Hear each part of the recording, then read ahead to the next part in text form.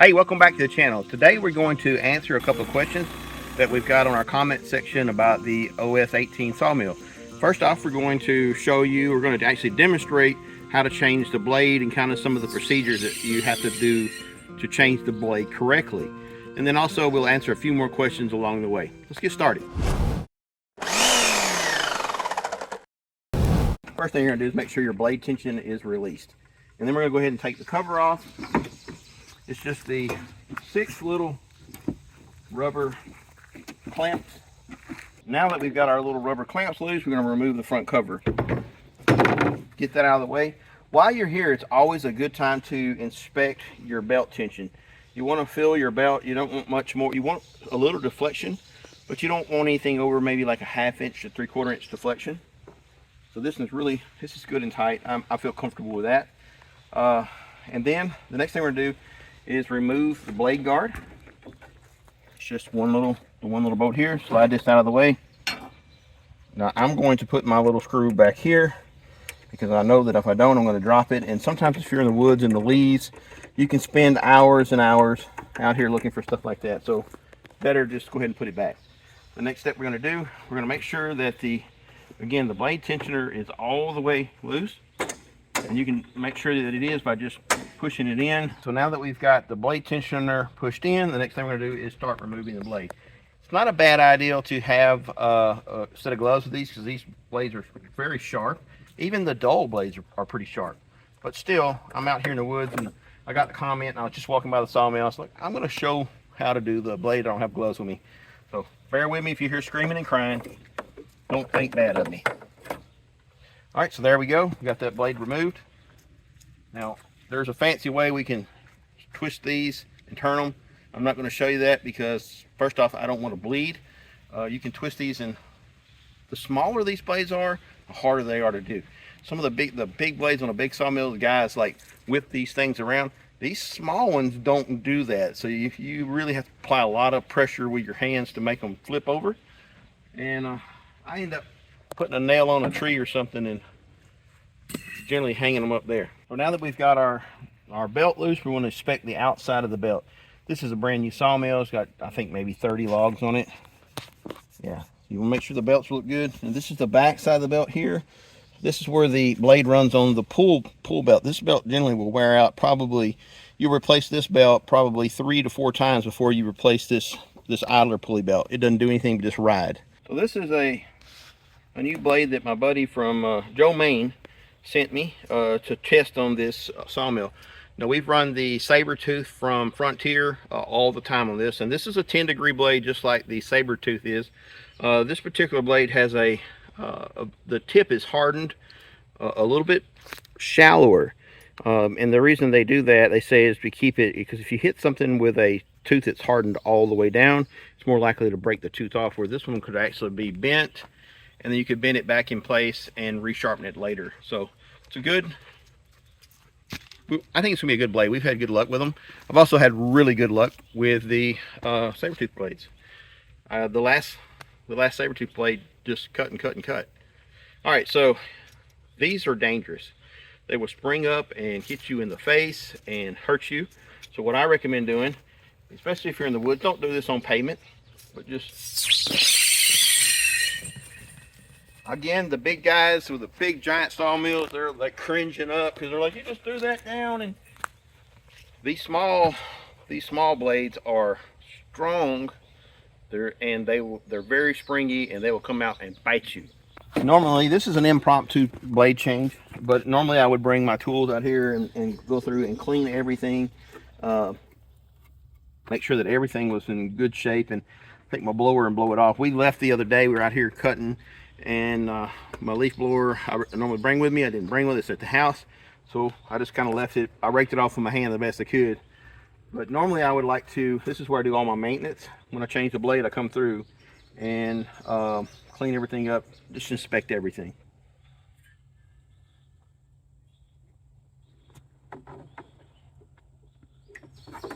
Now how I do it is I try to grab it down here at the bottom and slide it in between the blade guides first. Just get it started. And then you can get it under this wheel. again, once you got it started, it's not near as bad. It's not near as much trouble.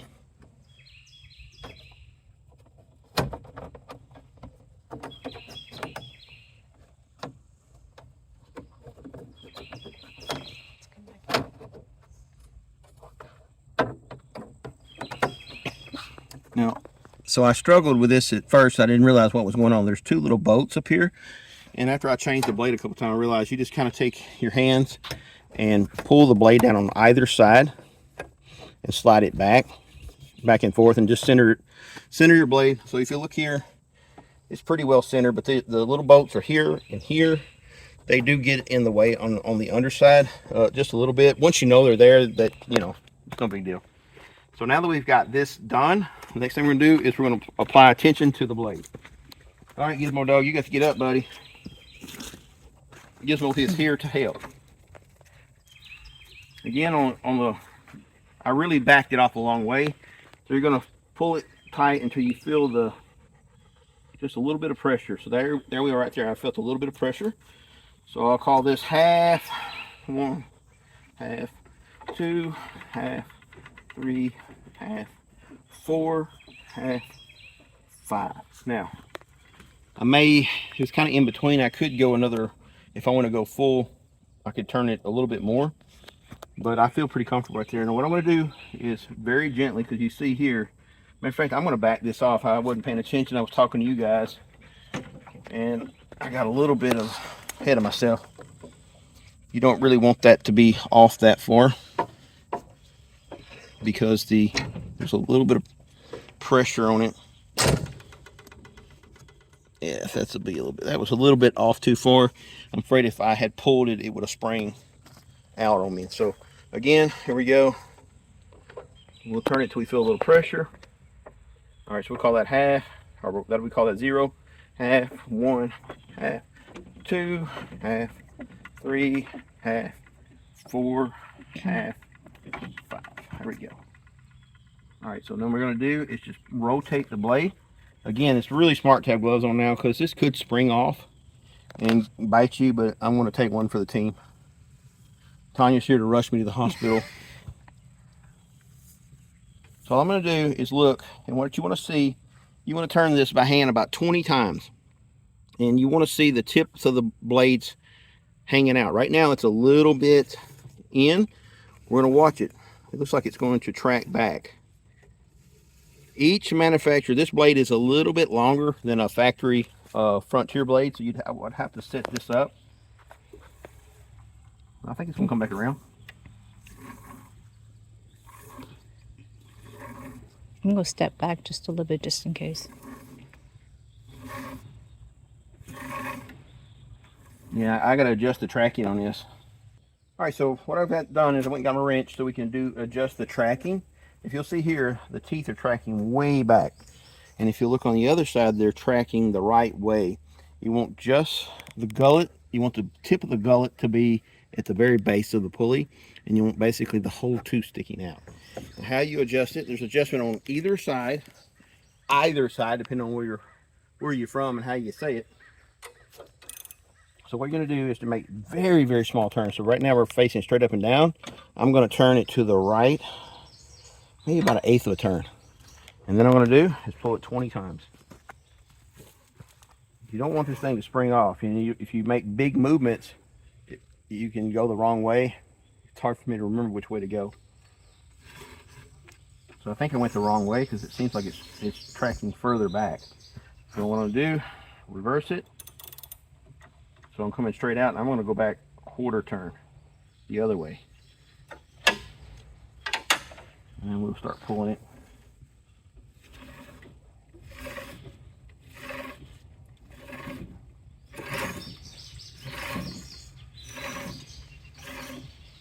Seems like it's tracking out, so we'll do another 1/4 turn.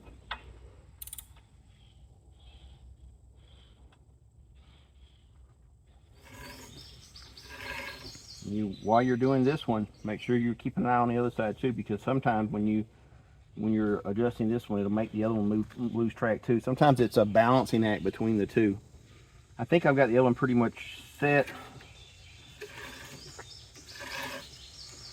And the teeth are coming back to the front. So we'll take another quarter turn.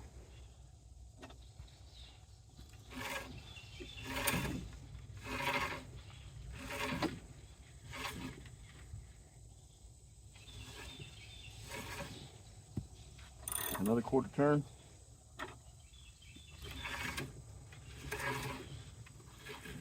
Oh, we're starting to get somewhere now. The other side's still tracking good. Take one more quarter turn. If you stick with the saber-tooth blades, you'll generally just have to make very minor tweaks. Now you'll buy 20 blades, right?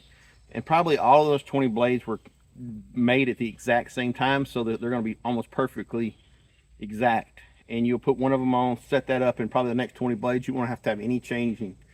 But then you order another set, and they might be a minuscule difference. And just so the reality is you want to check this each time, but most of the times you will not have to make these adjustments unless you're switching companies, because now that this sawmill is out, there's going to be a lot of other sawmill blade manufacturers that are going to make blades for this. And you know, right now, only thing we tried on it is a 10-degree blade, and being that it's a 7 horsepower motor, I'm not sure that we want to try 7s, but being that it also only cuts an 18-inch log, it might well pull a 7-degree blade okay.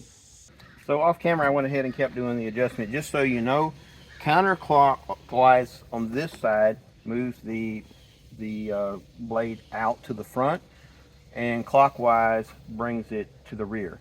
On the other side it should be opposite of that. So you see here we've got our blades tracking almost absolutely perfect, both sides. I feel really good about this. All right, I feel pretty good about this. If you look, the gullets are pretty much right up to the edge of the pulley. That leaves the main body of the blade riding on top of the belt, and it's the same on both sides. So now we'll go ahead and put the cover back on.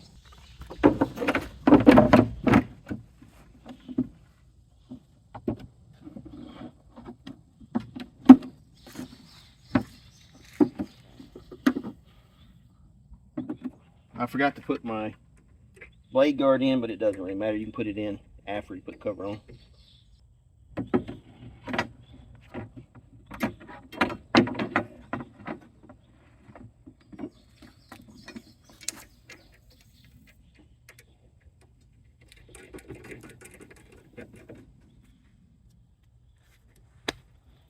All right, right here on the bottom side, this is your linear bearing, and this is what keeps the track running back and forth. Every time I change the blade now, I had one incident where one of the bolts backed out up here on my OS23. This is the same exact system, so it's something you got to take into account. Also, there's a grease fitting right here. So every time I change the blade, I give it a shirt.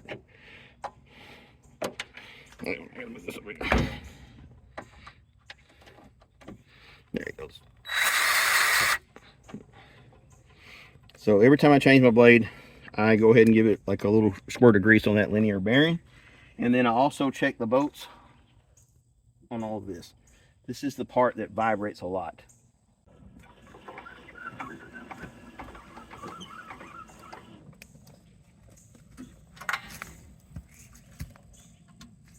All right, we're going to crank this thing up and see what it sounds like. Choke.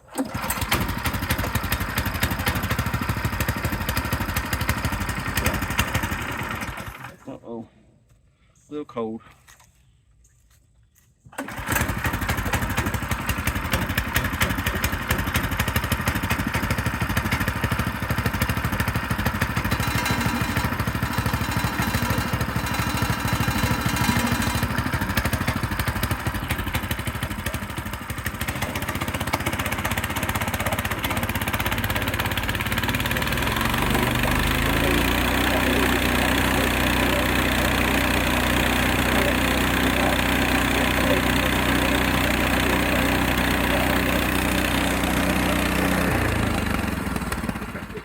All right, this blade that we just put on is from Joe Maine. It is a Turbo 7, and I will leave Joe Maine's number in the description box of this video. you can call him and order blades. They come in really fast. We've found most of the time blades will get there, if they're not backed up, they'll get there in like 3 to 5 days for sure. Also, you can order blades directly from Frontier. They use the saber tooth blade, and we've had good luck with those. Both blades are 10-degree blades, so they're going to cut very similar. But the reason we're looking for different suppliers, we try to get from Frontier when we can, but there's been supply issues over the last few years. So it's always good to cultivate a couple of different places to get your blades from. We're going to do a quick test cut on this. This is where this saw really shines, like doing resaw work. It is so cool that you can come down and do some resaw. It's real easy to work with, real easy to clamp the work. The OS23 is better for the bigger logs, but if you're doing resawing or small logs, obviously this is just so much easier to work with.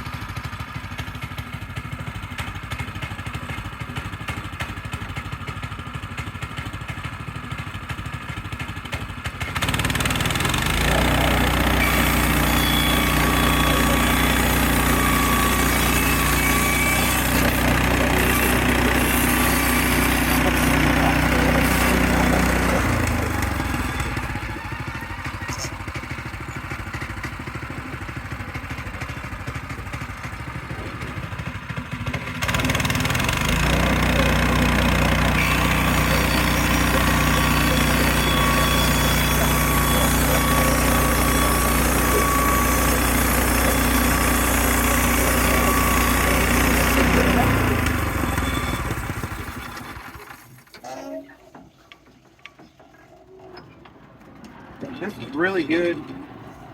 This saw is so good for resaw stuff. It's because it's small, it's not heavy to work with. The clamping system is really great on this saw. So I like the OS23 and like the bigger OS versions for like your heavy work, to cutting cants, but I think we're going to start doing a lot of our small work over here at the cabin build site. So we'll probably cut up some logs or cut up some big cants and stuff, bring them over here and cut them down for what we need when we need it over here.